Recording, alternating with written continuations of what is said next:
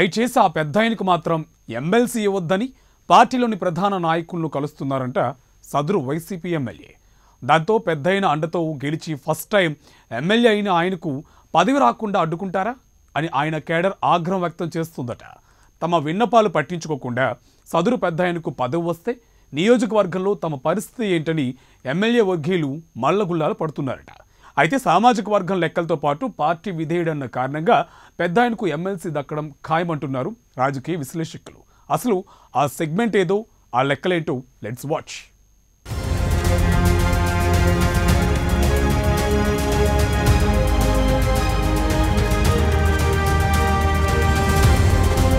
గుంటూరు జిల్లా చిలకలూరిపేట నియోజకవర్గం రాజకీయ చైతన్యం ఉన్న ప్రాంతం. ఈ నియోజకవర్గంలో 2018 వరకు వైసీపీ నుంచి మర్రి రాజశేఖర్ దే హవా.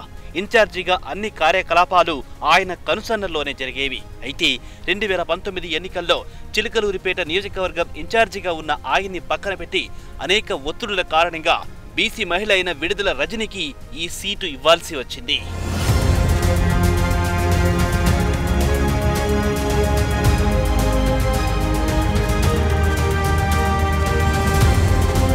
మర్రి రాజశేఖర్ ఆరోగ్యపరమైన ఇబ్బందులు ఎదుర్కోవడం కూడా అభ్యర్థికి కలిసి వచ్చిందని చెబుతారు. కొత్తగా పార్టీలో చేరి యాక్టివ్గా ఉన్న విడుదల రజనికి ఎన్నికల ముందు నియోజకవర్గం ఇన్ఛార్జిగా నియమించారు. ఆ క్రమంలో మర్రి రాజశేఖర్కు వైసీపీ పార్టీలో ఉన్న ప్రాధాన్యతను కొంత తెలుసుకోవాల్సి ఉంది. మర్రి రాజశేఖర్ 2004లో చిలకలూరిపేట నియోజకవర్గం నుంచి ఇండిపెండెంట్ అభ్యర్థిగా పోటీ చేసి టీడీపీ అభ్యర్థి పత్తిపాటి పుల్లారావుపై విజయం సాధించారు. మొదటి నుంచి వైఎస్ అభిమాని కావడంతో ఆయనతో సాన్నిహిత్యం ఏర్పడింది.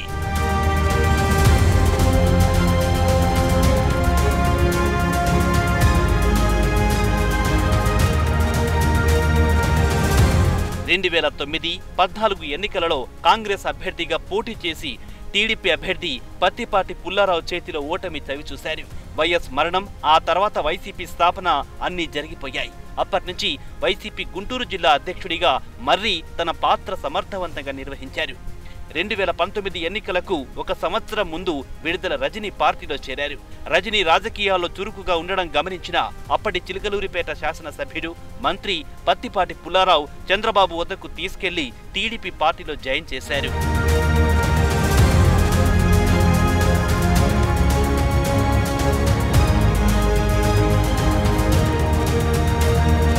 బీసీ కోటాలో చిలకలూరిపేట నియోజకవర్గం నుంచి తనకు ప్రాతినిధ్యం కల్పించాలని, అందుకే రజని చంద్రబాబును కలిశారని, అందుకు బాబు నో చెప్పారని టాక్.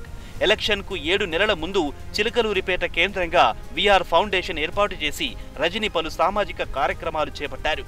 ఆ తర్వాత వైసీపీలో చేరారు. బీసీ నాయకులతో కలిసి వైసీపీ ప్రధాన నాయకులతో చర్చించి బీసీ మహిళా కోటాలో సీటు దక్కించుకున్నారని అంటారు.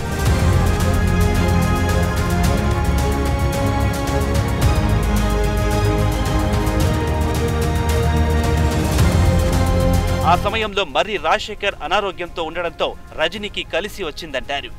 పాదయాత్ర సందర్భంగా వైసీపీ నేత జగన్మోహన్ రెడ్డి చిలకలూరిపేట వచ్చిన సందర్భంలో జరిగిన పబ్లిక్ మీటింగ్లో రజనికి సీట్ డిక్లేర్ చేశారు. అప్పటి వరకు పార్టీకి కాపు కాచిన మర్రి రాజశేఖర్కి ప్రభుత్వం ఏర్పడిన తర్వాత మంత్రివర్గంలో చోటుంటుందని సభాముఖంగా తెలియజేశారు జగన్. అందుకే ఆయన 2019 ఎన్నికలలో రజనికి పూర్తిగా సహకరించి ఆమె విజయంలో మర్రి కీలక పాత్ర వహించారని స్థానికులు చెబుతారు.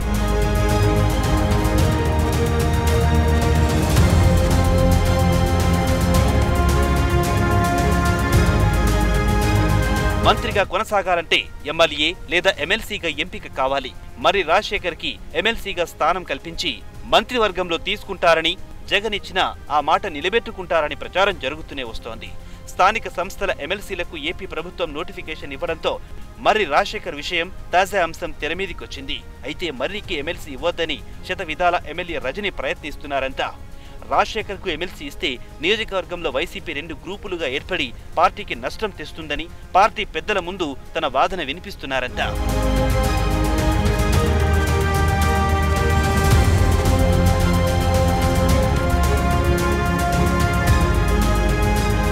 వైసీపీ ఆవిర్భావం నాటి నుంచి నియోజకవర్గంలో బలమైన క్యాడర్ను మర్రి ఏర్పాటు చేసుకున్నారు.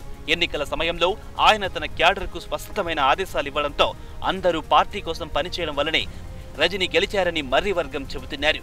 ఇలాంటి పరిస్థితుల్లో రాజశేఖర్కు ఎమ్మెల్సీ ఇస్తే ఆయన క్యాడర్ సహజంగానే యాక్టివ్ అవుతోంది. వాళ్లు యాక్టివ్ అయితే నియోజకవర్గంలో ఇక తమ హవాకు బ్రేక్ వేస్తారని, అప్పుడు తమ పరిస్థితి ఏంటని రజనీ ఫాలోవర్స్ తెగ బాధపడిపోతున్నారంట.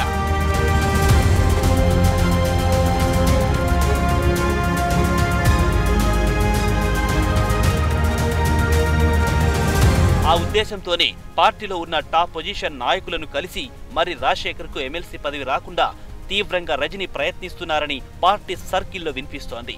మర్రి వర్గాన్ని పక్కన పెట్టి సొంత క్యాడర్ను ఏర్పాటు చేసుకున్నారని, వారే నియోజకవర్గంలో చక్రం తిప్పుతున్నారని స్థానికులు అంటున్నారు. ఒక్కసారి మర్రి ఎమ్మెల్సీ అయితే సీన్ రివర్స్ అవుతోందని, తమ మనుగడే ప్రశ్నార్థకంగా మారే ప్రమాదం ఉందని ఎమ్మెల్యే ముందు సొంత క్యాడర్ ఆందోళన వ్యక్తం చేసిందంట. ఈ నేపథ్యంలోనే మర్రికి ఎమ్మెల్సీ పదవి రాకుండా నాయకులతో ఉన్న పరిచయాలు, సామాజిక అంశాలు వేటిని వదలకుండా తెగ ప్రయత్నాలు చేస్తున్నారంట.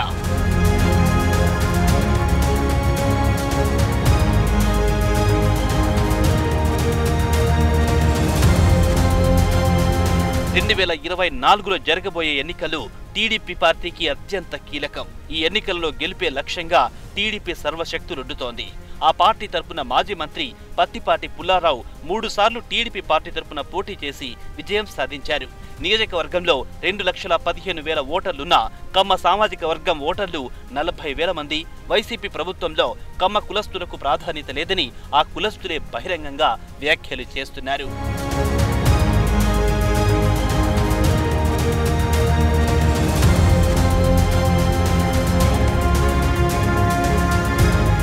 ఈ తరుణంలో పార్టీకి నిబద్ధతతో పనిచేస్తే జగన్మోహన్ రెడ్డి ఆదేశాలు తూచా తప్పకుండా పాటించే కమ్మ సామాజిక వర్గానికి చెందిన మర్రి రాజశేఖర్కు ఎమ్మెల్సీ ఇవ్వడం ఖాయమని పార్టీ సర్కిల్స్ లో వినిపిస్తున్న టాక్.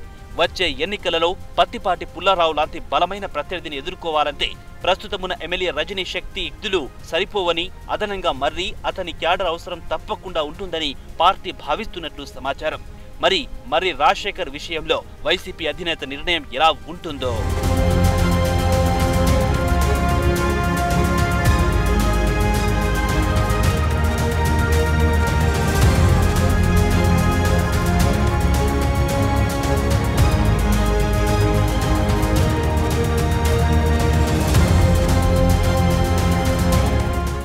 టీడీపీలో ప్రస్తుతం యువనేతలకే పెద్దపీట వేస్తామని పార్టీ అధినేత ఇప్పటికే ప్రకటించున్నారు. ఉన్న నేతల్లో శ్రీకాకుళం ఎంపీ రామ్మోహన్ నాయుడు, అలాగే విజయవాడ నేత వంగవీటి రాధ, లోకేష్ వంటి వారు పార్టీకి పూర్వ వైభవం కోసం కృషి చేస్తున్నారు. అయితే గత ఎన్నికల ముందు పార్టీలకు వచ్చిన దేవినేని అవినాష్ వంటి వారు టీడీపీకి గుడ్ బై చెప్పేశారు. ఇలాంటి పరిస్థితుల్లో వచ్చే ఎన్నికల ముందు టీడీపీ యూత్ను ఆకర్షించలేకపోతుందన్న టాక్ వినిపిస్తోంది. తెలుగుదేశంలో కొత్తగా వచ్చే యువత ఇమడలేకపోవడానికి అధినేత నిర్ణయాలే కారణమా? అసలు టీడీపీలో ఏం జరుగుతుందన్న అభిప్రాయాలపై ఇవాల్టి తెరచాటు రాజకీయాలు చూద్దాం.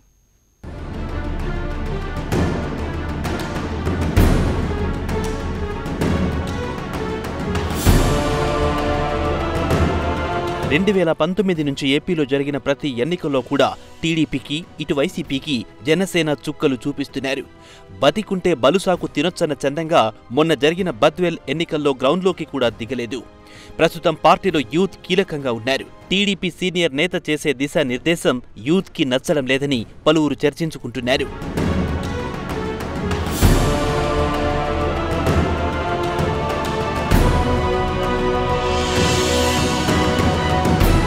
వైసీపీ, జనసేనలు టీడీపీకి నిద్ర పట్టకుండా చేస్తున్నారు. ప్రస్తుతం గ్రౌండ్ లెవెల్లో కూడా పార్టీ వృద్ధాప్యంలో ఉందని, టీడీపీ అస్తిత్వాన్ని చాటుకునేందుకు అనేక పార్ట్లు పడుతోందని రాజకీయ శ్రేణుల్లో చర్చ జరుగుతోంది. ముఖ్యంగా గ్రామాల్లో ఇది స్పష్టంగా కనిపిస్తోందంట. ఓట్లు వేసినా వేయకున్నా యువత అటు జనసేన, ఇటు వైసీపీ అన్నట్లుగా చీలిపోయారు. తెలుగుదేశం కేడర్లో కేవలం 50+ జనాలే మిగులున్నారు. యూత్ మాత్రం పచ్చ పార్టీకి గుడ్ బై చెబుతున్నారు.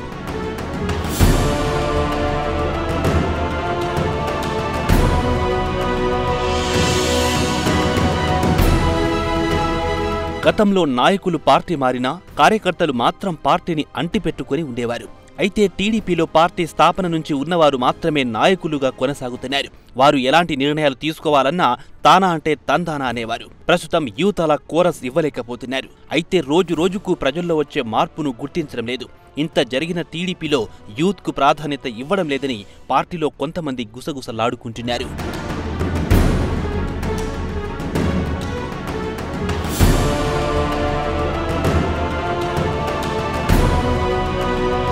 కానీ ఇటీవల ట్రెండ్ మారింది. వైసీపీ వచ్చిన తర్వాత చాలా మంది అటు షిఫ్ట్ అయ్యారు. అలాగే జనసేన యాక్టివిటీ పెరిగిన తర్వాత మరికొంతమంది అటు వెళ్లారు.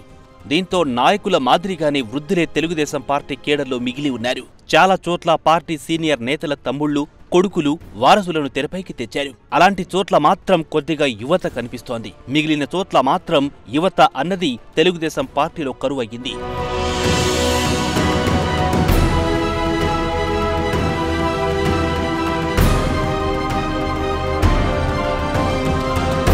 పార్టీ కార్యక్రమాలను బలంగా చేపట్టకపోవడానికి ఇది కూడా ఒక కారణమే. పార్టీ పరంగా ఒక పిలుపిస్తే పరిగెత్తుకొచ్చే యువత లేరని పార్టీ వర్గాల్లో చర్చ జరుగుతోంది. తెలుగుదేశం పార్టీ మరో తప్పిదం చేస్తోందని పలువురు విశ్లేషిస్తున్నారు. లోపాయికారిగా జనసేనను బలోపేతం చేయడానికి ప్రయత్నిస్తోందని భారీగా ఆరోపణలున్నాయి. పలుచోట్ల తెలుగుదేశం పార్టీ నాయకుల బంధుగణం జనసేనలోకి వెళ్లింది. ఇది పార్టీ అధిష్టానం చేసిన పని కాకపోవచ్చు. అయినా దానివల్ల కేడర్ చీలిపోయింది. ముఖ్యంగా యంగ్ కేడర్ మిస్ అవుతోంది.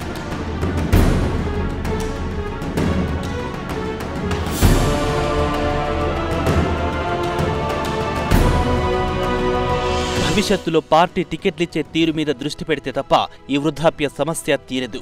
ఎప్పటిలాగే అదే యనమల, అదే అయ్యన్న, అదే బుచ్చన్న చౌదరి ఇలా వృద్ధులకే మళ్లీ టికెట్లిస్తే కేడర్ కనిపించదు. యువ కేడర్ అంతా జనసేన, వైసీపీ అంటూ వెంట నడుస్తోంది. కేవలం లోకేష్ను, అక్కడెక్కడ యువ వారసులను ఎంకరేజ్ చేస్తే సరిపోదు. కింది స్థాయిలో యువ రక్తాన్ని పార్టీలోకి తీసుకోకుండా తెలుగుదేశం పార్టీకి ఎన్నికల సమయంలో కష్టమవుతోంది.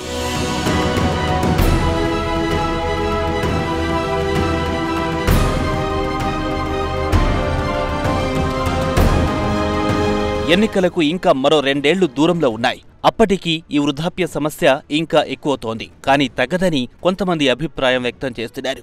ఎప్పటినుంచో నియోజకవర్గాల వారీగా పార్టీని యువ నాయకత్వానికి అప్పగించాలి. వారి ద్వారా మళ్లీ యువ కేడర్ను సమీకరించాల్సిన అవసరం ఉంది.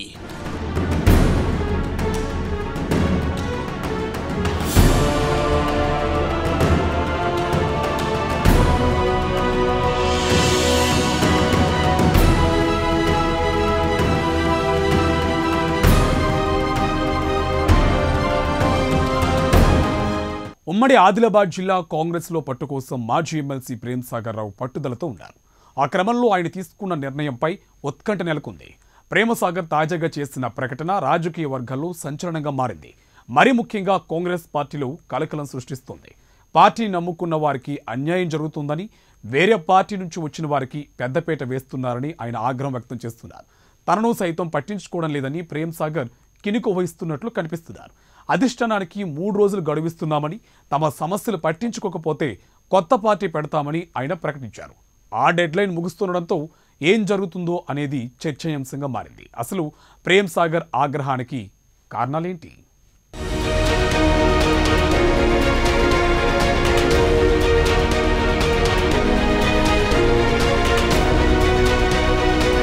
ఉమ్మడి ఆదిలాబాద్ జిల్లాలో కాంగ్రెస్ కార్యకర్తలకు, పార్టీనే నమ్ముకున్న వారికి అన్యాయం జరుగుతోందని ఆ జిల్లాకు చెందిన సీనియర్ నేత, మాజీ ఎమ్మెల్సీ ప్రేమ్ సాగర్ రావు ఆవేదన వ్యక్తం చేస్తున్నారు. పార్టీ కోసం కష్టపడి పనిచేసిన కార్యకర్తలకు, నాయకులను వదిలేసి వేరే పార్టీల నుంచి కొత్తగా వచ్చిన వారికి పార్టీ పగ్గాలివ్వడంపై అసంతృప్తి వ్యక్తం చేస్తున్నారు.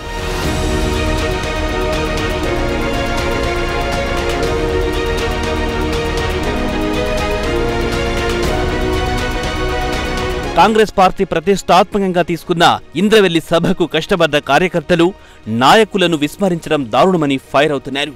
ఉమ్మడి ఆదిలాబాద్ పార్టీలో ప్రక్షాళన చేయాలని ఆయన స్పష్టంగా కోరుతున్నారు. ముఖ్యంగా తన వర్గానికి చెందిన వారిని టార్గెట్ చేయడంపై ఆయన గుస్సా అవుతున్నారు.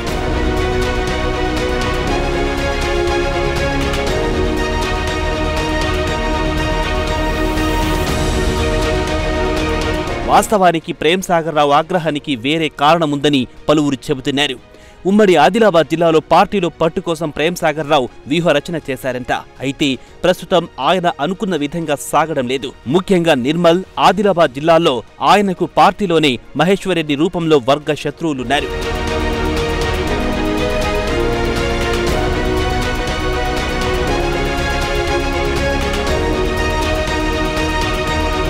దీంతో ప్రేమ్ సాగర్ రావు ఆయన ఆటలు సాగడం లేదన్న తాకుంది. ప్రేమ్ సాగర్ రావు అనుచరులను ప్రత్యర్థి వర్గం ఇబ్బందులకు గురి చేస్తోందంట. ఇది ఆయనకు అస్సలు మింగుడు పడడం లేదంట. ఉమ్మడి జిల్లా వ్యాప్తంగా తన వర్గానికి 6 ఎమ్మెల్యే టికెట్లు ఇవ్వాలని ప్రేమ్ సాగర్ రావు పట్టుబడుతున్నారంట. మంచిర్యాల, బోత్, బెల్లంపల్లి, ఖానాపురం, ఆసిఫాబాద్, చెన్నూరు తన వర్గానికి ఇవ్వాలని కోరుతున్నారంట. ఒకవేళ బెల్లంపల్లి వినోద్కు ఇచ్చినట్లయితే ఆదిలాబాద్ టికెట్ అడుగుతున్నారని చెబుతున్నారు.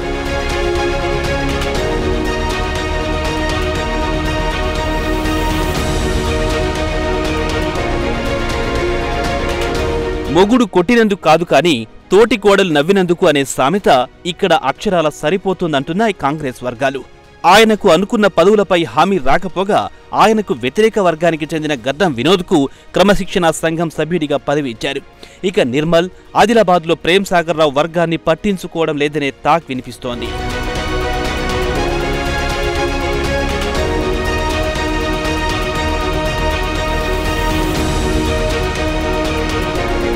ఇప్పటికే పార్టీ కోసం కోట్లు ఖర్చు పెట్టారని, తన వద్ద లెక్కలున్నాయంటూ చూపిస్తానంటున్న ప్రేమ్ సాగర్ తనకెందుకు ఇవ్వడం లేదని తెగ ఇదైపోతున్నారంట. ఆ క్రమంలోనే ఆయన డెడ్ లైన్ విధించి మరీ కొత్త పార్టీపై కీలక ప్రకటన చేశారు. అధిష్టానానికి 3 రోజుల అల్టిమేటం ఇచ్చిన ఆయన కొత్త పార్టీ పెడతామని హెచ్చరించారు. ఇది రాజకీయ వర్గాల్లో ప్రకంపనలు సృష్టించింది.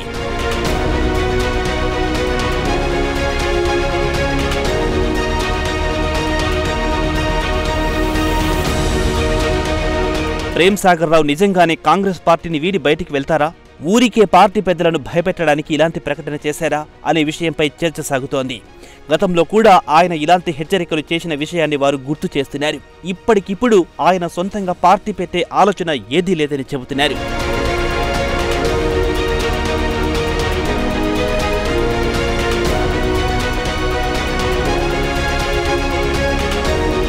కొత్త పార్టీ అంటే ఆర్థిక వనరుల సమీకరణ, అంగబలం, అర్ధబలం ఉంటేనే సాధ్యమవుతోంది. మరి ఇంత సడన్ గా కొత్త పార్టీ సాధ్యం కాదని రాజకీయ విశ్లేషకులు అంచనా వేస్తున్నారు.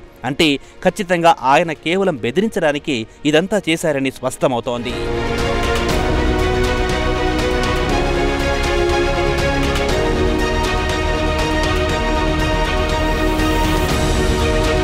ఇప్పుడున్న పరిస్థితుల్లో ఏ ఒక్కరిని వదిలిపెట్టుకునే ఉద్దేశం లేదని కాంగ్రెస్ పార్టీ పెద్దలు చెబుతున్నారు. పీసీసీ ప్రెసిడెంట్ అయ్యాక రేవంత్ రెడ్డి స్వయంగా ప్రేమ్ సాగర్ రావు దగ్గరికి వెళ్లి కలిసి వచ్చారు. అయితే ఇప్పుడు హుజూరాబాద్ ఎన్నికల్లో ఓటమి నేపథ్యంలో పార్టీలో గందరగోళం నెలకొంది.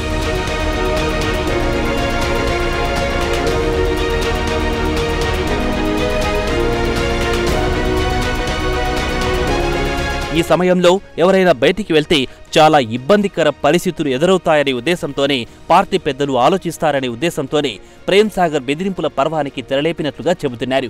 ఆయన అనుకున్నట్లే పార్టీ పెద్దలు బుజ్జగించే పనిలో పడ్డారంట. ఏదేమైనా ప్రేమ్ సాగర్ రాజీనామా, కొత్త పార్టీ ఏర్పాటుపై మరికొద్ది గంటల్లో క్లారిటీ రావడం ఖాయంగా కనిపిస్తోంది.